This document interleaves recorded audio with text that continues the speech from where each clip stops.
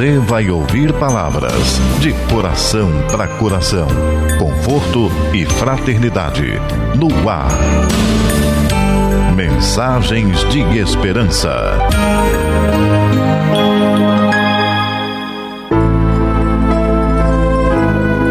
Olá, caríssimos ouvintes da Rádio Rio de Janeiro, entrando no ar mais uma edição do programa Mensagens de Esperança.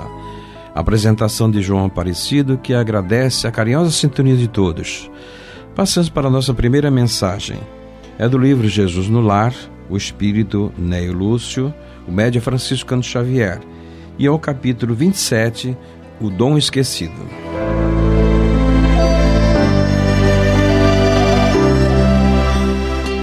Centralizara-se geral atenção em torno de curiosa palestra referente aos dons com que o céu aquinhou as almas na terra, quando o Senhor comentou paciente: existiu um homem banhado pela graça do merecimento que recebeu do alto a permissão de abeirar-se do anjo dispensador dos dons divinos que floresce no mundo. Ante o ministro celeste, o mortal venturoso pediu a bênção da mocidade. Recebeu a concessão, mas em breve reconheceu que a juventude poderia ser força e beleza, mas também era inexperiência e fragilidade espiritual. E já desinteressado, voltou ao doador sublime e solicitou-lhe a riqueza. Conseguiu a abastança e gozou-a longo tempo. Todavia, reparou que a retenção de grandes patrimônios provoca a inveja maligna de muitos. Cansando-se na defesa laboriosa dos próprios bens, procurou o anjo e rogou-lhe a liberdade. Viu-se realmente livre. No entanto, foi defrontado por cruéis demônios invisíveis, que lhe perturbaram a caminhada, enchendo-lhe a cabeça de inquietudes e tentações. Extenuado, em face do permanente conflito interior em que vivia, retornou ao celeste dispensador e suplicou o poder. Entrou na posse da nova dádiva e revestiu-se de grande autoridade. Entendeu, porém, mais cedo do que esperava, que o mando gera ódio e revolta nos corações preguiçosos e incompreensíveis, e atormentado pelos estiletes ocultos da indisciplina e da discórdia, dirigiu-se ao benfeitor e implorou-lhe a inteligência. Todavia, na condição de cientista e homem de letras, perdeu o resto de paz que desfrutava. Compreendeu, depressa, que não era possível semear a realidade de acordo com os seus desejos. Para não ser vítima da reação destruidora dos próprios beneficiados, era compelido a colocar um grão de verdade entre 1000 flores de fantasia passageira. E, longe de acomodar-se à situação, tornou à presença do anjo e pediu-lhe o matrimônio feliz. Satisfeito em seu novo desígnio, reconfortou-se em milagroso ninho doméstico, estabelecendo graciosa família. Mas um dia apareceu a morte e roubou-lhe a companheira. Angustiado pela viuvez, procurou o ministro do Eterno e, afirmando que se equivocara mais uma vez, suplicou-lhe a graça da saúde. Recebeu a concessão. Entretanto, logo que se escoaram alguns anos, surgiu a velhice e desfigurou-lhe o corpo, desgastando-o e enrugando-o sem compaixão. Atormentado e incapaz agora de ausentar-se de casa, o anjo amigo veio ao encontro dele e, abraçando-o paternal, indagou que novo dom pretendia do alto. O infeliz declarou-se em falência. Que mais poderia pleitear?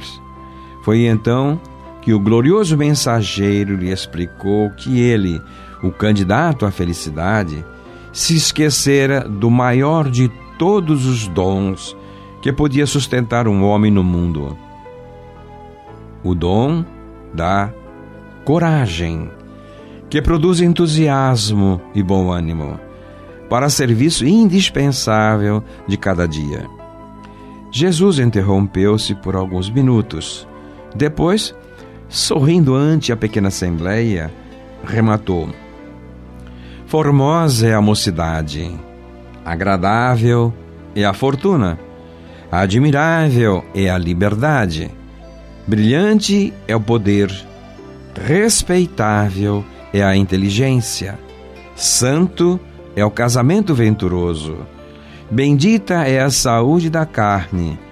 Mas, se o homem não possui coragem para sobrepor-se aos bens e males da vida humana, a fim de aprender a consolidar-se no caminho para Deus, de pouca utilidade são os dons temporários da experiência transitória. E tomando ao colo um dos meninos presentes, indicou-lhe o firmamento estrelado, como a dizer que somente no alto a felicidade perene das criaturas encontraria a verdadeira pátria. Neo Lúcio, no livro Jesus no Lar, o médium Francisco Xavier e a editora Federação Espírita Brasileira.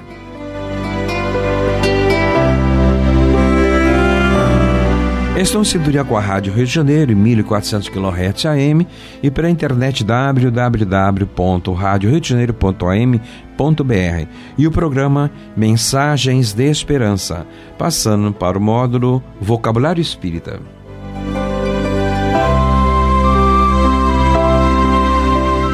Do livro Lexo Kardeciano, Manual de Termos e Conceitos Espíritas, pela editora Leon Denis, de autoria de Lamartine Palhano Júnior.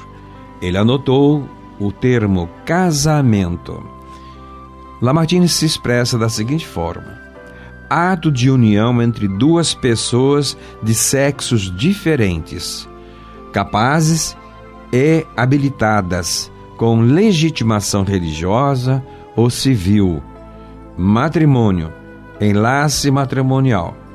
O casamento, como definido acima, é um dos primeiros atos de progresso das sociedades humanas, porque ele estabelece a solidariedade fraternal e se encontra entre todos os povos, ainda que em condições diversas.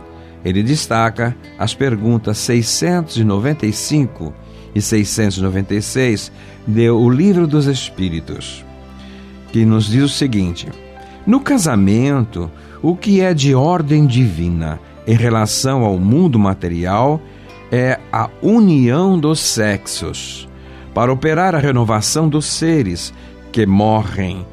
E ao lado dessa lei divina material, comum a todos os seres vivos, há uma outra lei divina imutável, como todas as leis de Deus, exclusivamente moral, que é a lei do amor.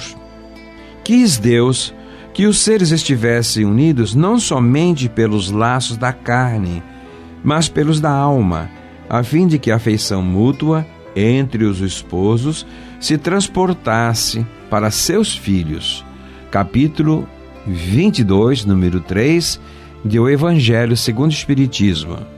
O casamento não pode ser, entretanto, encarado apenas do ponto de vista da procriação, visto que o homem e a mulher, como seres psíquicos, portadores de um fluxo de energia mental, entre parênteses, pensamento contínuo, precisam de complementação psíquica e afetiva para alcançar uma estabilidade emocional mais duradoura. A questão destacada 695 do Livro do Espírito nos diz: o casamento, quer dizer, a união permanente de dois seres, é contrária à lei natural? Respondem os Espíritos: é um progresso na marcha da humanidade. A união livre e fortuita do sexo é um estado natural. O casamento é um dos primeiros atos de progresso das sociedades humanas, porque ele estabelece a solidariedade fraternal e se encontra entre todos os povos, ainda que em condições diversas. Anotou Lamartine Palhano o termo casamento no seu Lexo Kardeciano, Manual de Termos e Conceitos Espíritas, pela editora Leon Denis.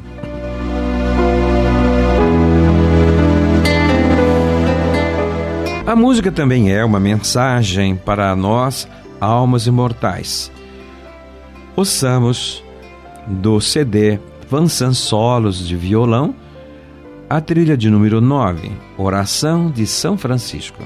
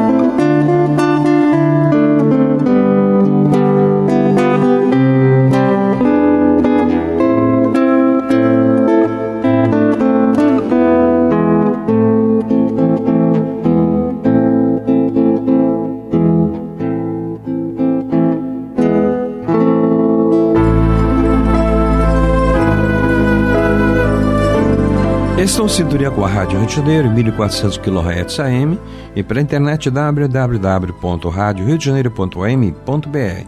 E o programa é Mensagens de Esperança, passando para o módulo Painel do Livro Espírita. Livro também é notícia.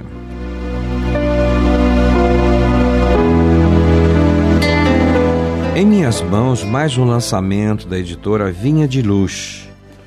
O título do livro: Nas Trilhas da Garça, Chico Xavier, nas Minas Gerais. O autor é John Harley.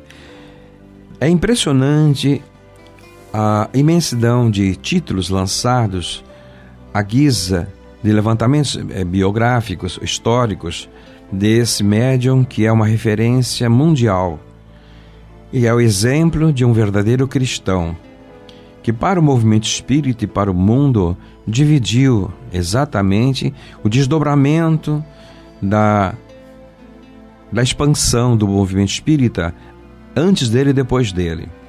O reconhecimento de cidadela do espírita na sociedade. Antes de Chico Xavier, haviam vários estigmas. Depois de Chico Xavier, a sociedade nos vê com outro ângulo. E quando, tendo ele como paradigma do exemplo de um verdadeiro cristão, nos surpreende cometendo alguns deslizes ainda característicos do nosso estado evolutivo, também vem a pergunta: mas você não é espírita? Como é que você faz isto? Tendo-o como referência.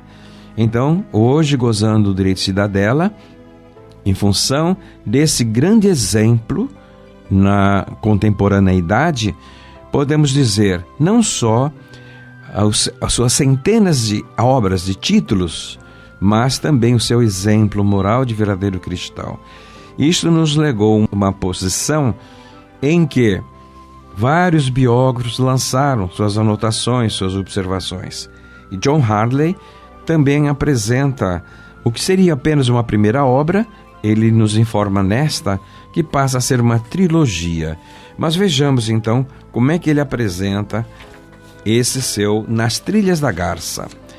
John Harley inicia da seguinte forma: em 30 de junho de 2002, a garça alçou novos voos, deixando um rastro de exemplificação em generosidade. Um parêntese, ele se chama de a garça, esta alma que deixou o corpo físico, Francisco Cândido Xavier. Então ele diz: alçou novos voos, deixando um rastro de exemplificação em generosidade, compaixão e alegria de viver. Mas também deixou muitas saudades, pois já não é possível a conversa ao pé do ouvido se encantar com suas risadas gostosas e passar pelas noites e madrugadas ouvindo os casos recheados de amor e ensinamentos. Como poderia esquecer os bate-papos na casa de Cidália Xavier e Maria Luísa Xavier em Pedro Leopoldo? Os livros, os pacotes de mensagens e os cartões ornamentados com amores perfeitos enviados pelo correio. Os almoços deliciosos aos sábados preparados pela incansável e fiel Dinorá.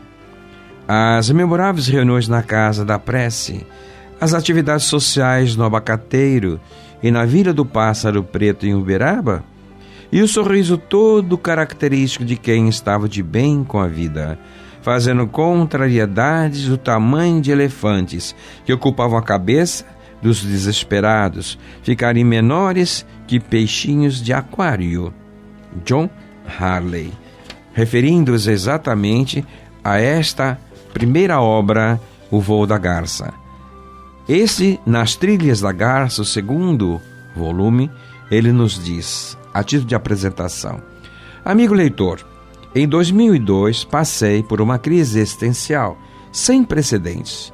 Depois que a poeira dos acontecimentos baixou, pude observar com mais clareza que a construção da obra intitulada O Voo da Garça, Chico Xavier em Pedro Leopoldo, que abrange 1910 a 1959, fez parte de um contexto terapêutico mais amplo, levando-me a rever pensamentos, conceitos, posturas, emoções e percepções. Entretanto, não havia mencionado até o momento que, em 2007, estimulado por benfeitores espirituais, entre eles José Flaviano Machado, o Zeca Machado, e Eliana Bahia Machado Moreira, comecei a colocar no papel as minhas recordações e lembranças dos 21 anos de convivência que mantive com Chico Xavier. Confesso que, quando fui buscar os primeiros exemplares na Vinha de Luz Editora, uma forte emoção me envolveu, mesmo porque, quando iniciei a escrita, não achava que teria competência para produzi-la. De 2008 a 2010, período de construção do livro, O Voo da Garça, passei por diferentes emoções, como se estivesse mergulhado num oceano de vibrações, imagens e lembranças. E nesse mesmo processo surgiu a ideia de escrever não apenas um livro, mas uma trilogia sobre a garça, porque Chico Xavier ainda tem muito que nos dizer.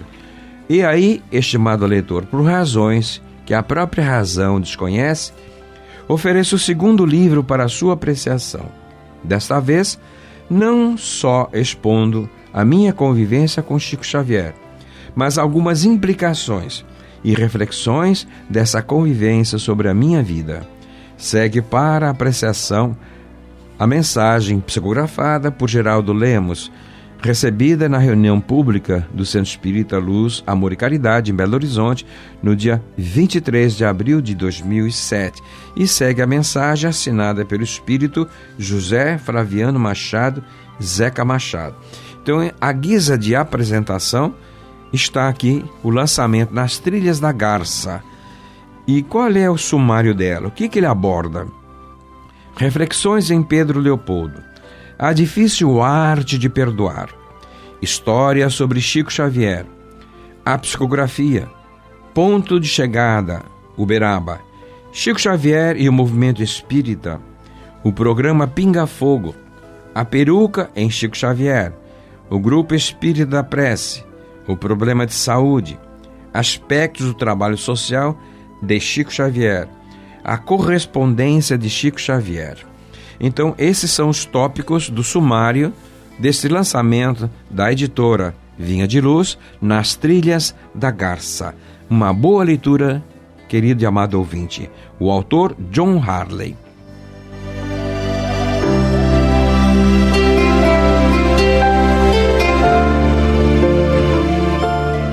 Estão em sintonia com a Rádio Rio de Janeiro e o programa Mensagens de Esperança.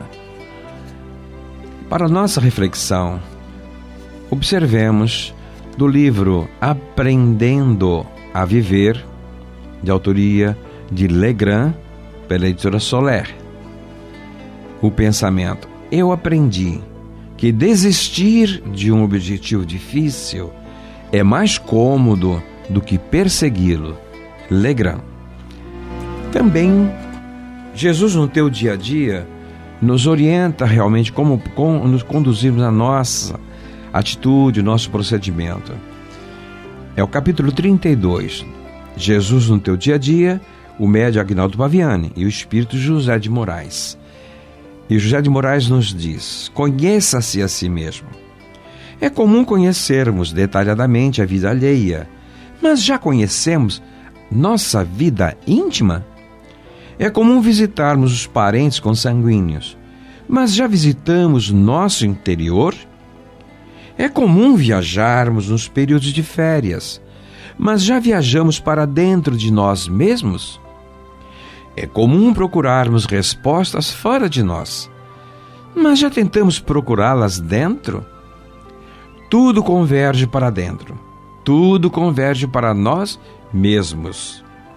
Se ainda não o fez, inicie um estudo minucioso a respeito dos seus medos, suas fraquezas, suas mazelas, e descubra qual o seu, entre aspas, calcanhar de Aquiles. É um processo lento, mas urgente. Os outros podem nos aconselhar, emitir opiniões sobre este ou aquele problema. No entanto, não se iluda. Terá que encontrar sozinho suas próprias respostas. Desejar que um espírito lhe diga exatamente o que fazer é não querer assumir responsabilidade. Orientações espirituais são válidas, mas não é a orientação deste ou aquele espírito que lhe salvará a existência, mas sim aquela voz íntima da consciência que o alerta diariamente sobre os erros que comete. Ouça a voz da sua consciência. Do livro Jesus no teu dia a dia, médium Agnaldo Paviani e o espírito José de Moraes, editora Didier.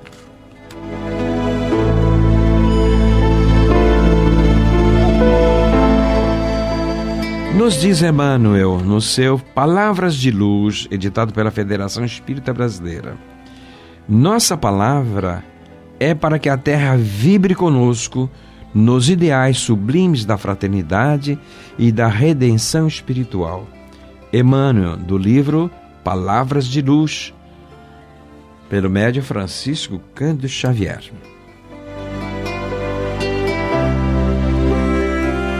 E assim, amados ouvintes, estamos chegando ao final de mais uma edição do nosso programa Mensagens de Esperança.